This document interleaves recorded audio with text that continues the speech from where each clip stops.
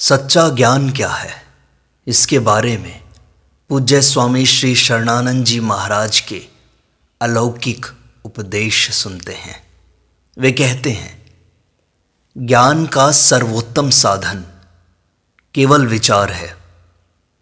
ठहरी हुई बुद्धि में श्रुति अर्थात वेद के ज्ञान का अवतरण होता है। उस ज्ञान के लिए किसी भाषा विशेष की अपेक्षा नहीं है। पर के द्वारा स्व का बोध न किसी को हुआ है और न होगा। ज्ञान असत का होता है, प्राप्ति सत की होती है। यह नियम है कि असत का ज्ञान असत से असंग होने पर और सत का ज्ञान सत से अभिन्न होने पर ही होता है। जिसको आप जानना और समझना कहते हैं, वह तो सीखना है। आपने सीखा है, सुना है, ना आपने जाना है न समझा है। जानने का अर्थ है कि जब आप ठीक ठीक जान लें कि सचमुच इतने बड़े संसार में मेरा कुछ है ही नहीं और मुझे कुछ नहीं चाहिए। बुद्धि का जो ज्ञान है उसका प्रभाव हो जाए जीवन में और इंद्रिय के ज्ञान का उपयोग हो जाए। रुचि भेद से, योग्यता भेद से, सामर्थ्य भेद से बाह्य ज्ञान का प्रभाव एक सा नहीं रहता। और जब तक प्रभाव एक सा नहीं रहता तब तक उसको निसंदेहता नहीं कह सकते। तात्पर्य क्या निकला कि बाह्य ज्ञान के आधार पर हम सब निसंदेह नहीं हो सकते। शंका बनी रहती है।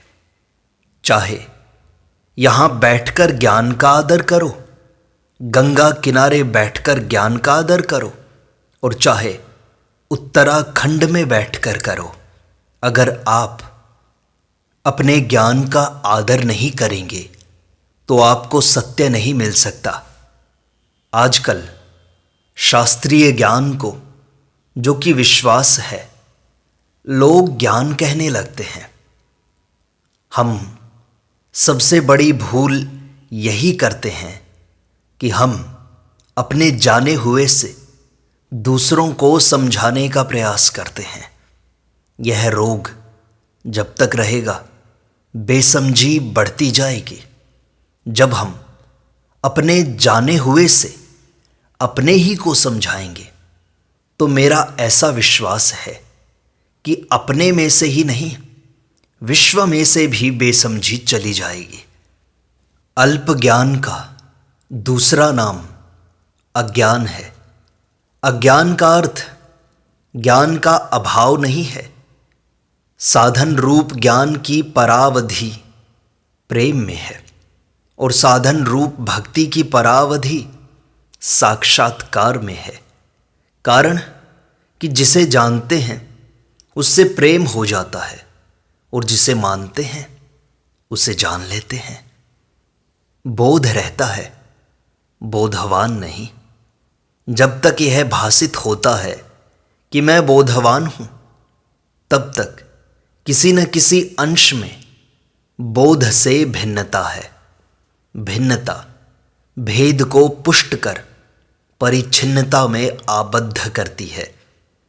जिसकी उपलब्धि निज ज्ञान से सिद्ध होती है, उसके लिए कोई अभ्यास अपेक्षित नहीं होता। अपने जाने हुए का आदर करने पर सभी के ज्ञान का आदर हो जाता है। कारण कि ज्ञान में एकता है, भिन्नता नहीं। अनुभव से पूर्व मान लेना आस्था है, ज्ञान नहीं है। विकल्प रहित आस्था ज्ञान के समान प्रतीत होती है। असत के ज्ञान में ही असत के त्याग की सामर्थ्य निहित है। असत का त्याग तथा सत का संग युगपद होता है। एक साथ होता है। ज्ञान असत का ही होता है और संग सत का ही होता है। सत असत का प्रकाशक है और असत का ज्ञान असत का नाशक है। अतः असत के ज्ञान से ही असत की निवृत्ति होती है। ज्ञान में प्रेम और प्रेम में ज्ञान ओतप्रोत हैं। यदि ज्ञान और प्रेम का विभाजन हो जाए तो ज्ञान रहित प्रेम काम और प्रेम रहित ज्ञान शून्यता में आबद्ध करता है, जो अभाव रूप है। वास्तव में ज्ञान और प्रेम का विभाजन संभव ही नहीं है। प्राकृतिक नियम के अनुसार इंद्रिय ज्ञान सेवा के लिए मिला है, सुख भोग के लिए नहीं, और बुद्धि का ज्ञान त्याग के लिए मिला है, विवाद के लिए नहीं। जो साधक अपने ज्ञान का आदर नहीं करता, वह गुरु और ग्रंथ के ज्ञान का भी आदर नहीं कर सकता। जैसे जो नेत्र के प्रकाश का उपयोग नहीं करता, वह सूर्य के प्रकाश का भी उपयोग नहीं कर पाता। अपने प्रति होने वाली बुराइयों का ज्ञान जिस ज्ञान में है, वही ज्ञान मानव का वास्तव में पथ प्रदर्शक है। ज्ञान उसे नहीं कहते जो जानने में आता है, अपितु उसे कहते हैं जिससे जाना जाता है।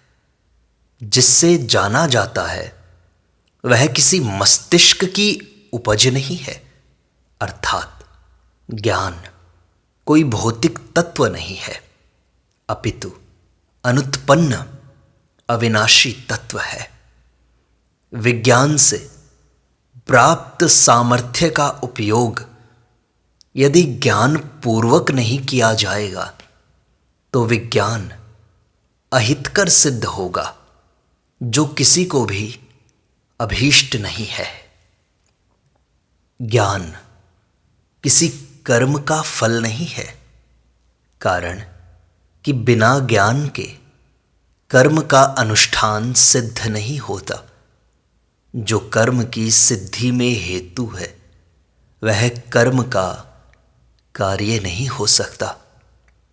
जिस काल में बुद्धिजन्य ज्ञान इंद्रिय जन्य ज्ञान के प्रभाव को खा लेता है, उसी काल में समस्त कामनाएं मिट जाती हैं, जिनके मिटते ही निसंदेहता अपने आप आ जाती है। ज्यों-ज्यों इंद्रिय जन्य ज्ञान का प्रभाव बढ़ता है, त्यों-त्यों वस्तुओं में सत्यता, सुंदरता एवं सुख रूपता ये प्रतीत होने लगती हैं, जो कामनाओं को उत्पन्न करने में समर्थ है। इसलिए आवश्यक है कि बुद्धिजन्य ज्ञान इंद्रिय जन्य ज्ञान से प्रबल हो जाए, जिससे ये कामनाएं उत्पन्न ना हो, और जो उत्पन्न भी हुई हैं वे अपने आप मिट जाएं। इसलिए बुद्धिजन्य ज्ञान को बढ़ाने का प्रयत्न करना चाहिए। इंद्रियों के ज्ञान से जो वस्तु जैसी प्रतीत होती है, वही वस्तु बुद्धि के ज्ञान से उसी काल में वैसी नहीं प्रतीत होती। इंद्रियां वस्तु में सत्यता एवं सुंदरता का भास कराती हैं, पर बुद्धि का ज्ञान उन वस्तुओं में सतत परिवर्तन का दर्शन कराता है।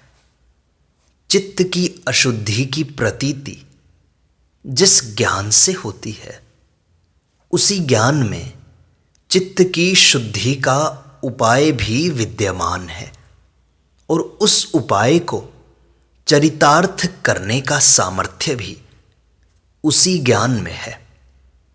अप्राप्त ज्ञान तथा सामर्थ्य के लिए वे ही प्राणी चिंतित रहते हैं जो प्राप्त ज्ञान तथा सामर्थ्य का सदुपयोग नहीं करते।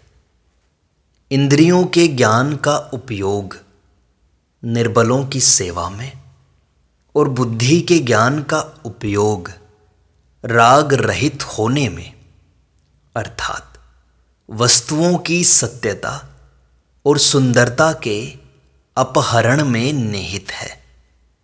जिस वस्तु को इंद्रिय द्वारा जानते हो उसी वस्तु को बुद्धि के द्वारा भी जानो।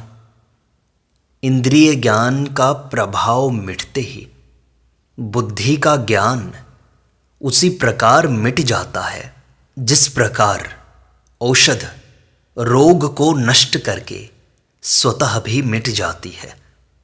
बुद्धि के ज्ञान की आवश्यकता उसी समय तक रहती है जिस समय तक इंद्रियों के ज्ञान का प्रभाव अंकित है।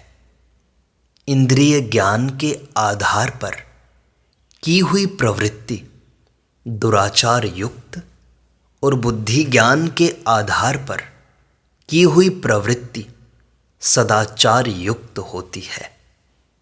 जो नहीं है उससे तदरूप होकर उसको जान नहीं सकता और जो है उससे भिन्न होकर उसको जान नहीं सकता।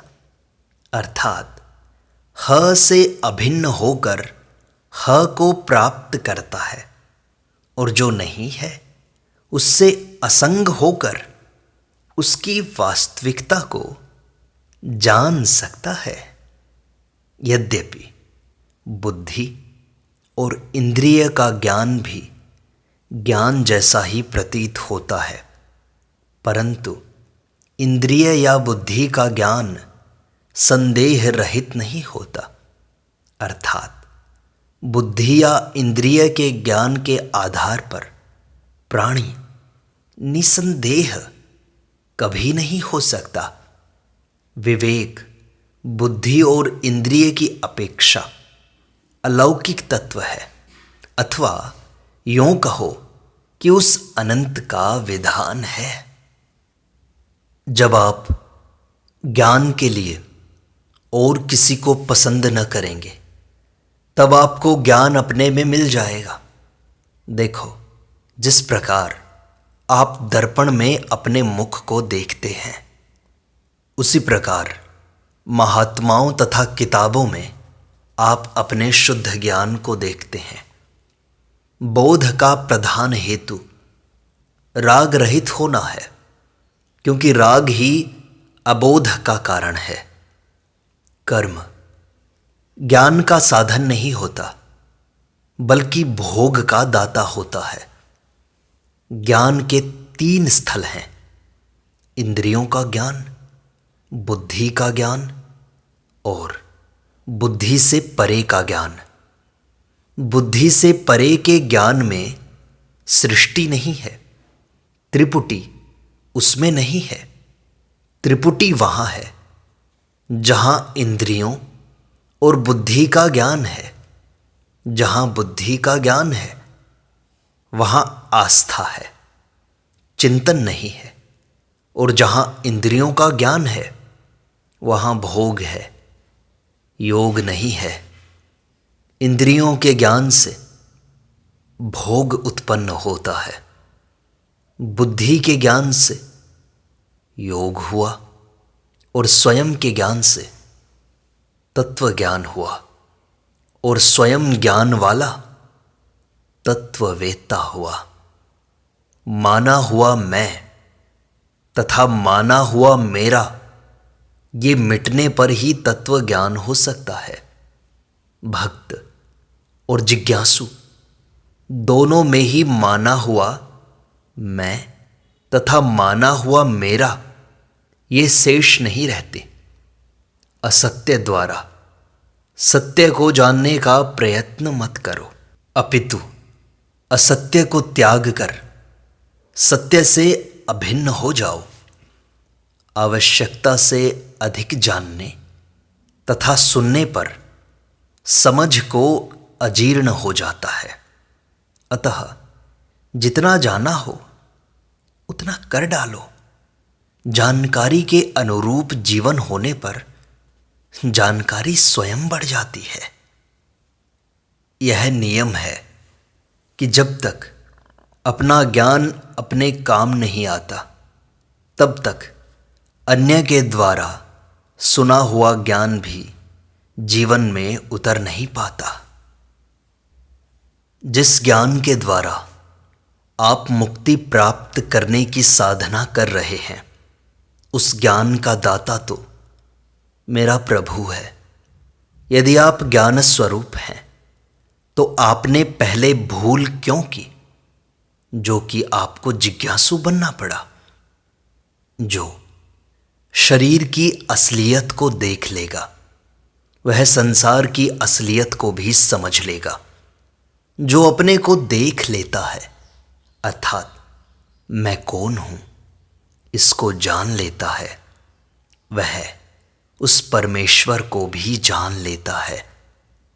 इंद्रिय दृष्टि से जिन वस्तुओं में सत्यता और सुंदरता प्रतीत होती है, बुद्धि दृष्टि से उन्हीं वस्तुओं में मलिनता और क्षणभंगुरता का दर्शन होता है। और विवेक दृष्टि से किसी ने उन प्रतीत होने वाली वस्तुओं के अस्तित्व का दर्शन ही नहीं किया, क्योंकि विवेक दृष्टि जड़ता से विमुख कर चिन्मयता से अभिन्न कर देती है। चिन्मय साम्राज्य में किसी ने न तो काम को पाया और न श्रम को। ज्ञान अनात्मा का होगा, आत्मा का नहीं होगा। हां, आत्मा की प्राप्ति होगी, आत्मा में प्रियता होगी। संतों का ज्ञान, आपका ज्ञान, वेदों का ज्ञान, इनमें एकता है। साइंस सच पूछिए कर्म है और आपने अनुवाद कर दिया विज्ञान। जिसमें ज्ञान की गंध भी नहीं है उसका नाम विज्ञान रख दिया आपने। जिसे आप साइंस कहते हैं, जिसका अनुवाद हिंदी में विज्ञान करते हैं, उसमें ज्ञान की गंध भी नहीं है। तो विज्ञान है क्या? बल है, बल। बल जो होता है वह हमेशा चेतना शून्य होता है। इंद्रिय ज्ञान से अनेक वस्तुएं सत्य प्रतीत होती हैं और बुद्धि ज्ञान से अनेक वस्तुओं में एकता और परिवर्तन होता है। और बुद्धि से अतीत के ज्ञान में समस्त वस्तुएं अभाव रूप हैं। जो जिज्ञासु चैन से रहता है वह जिज्ञासु नहीं है। जिज्ञासु के जीवन में सुख लेश मात्र नहीं रहता। सुखी प्राणी किसी प्रकार भी जिज्ञासु नहीं हो सकता।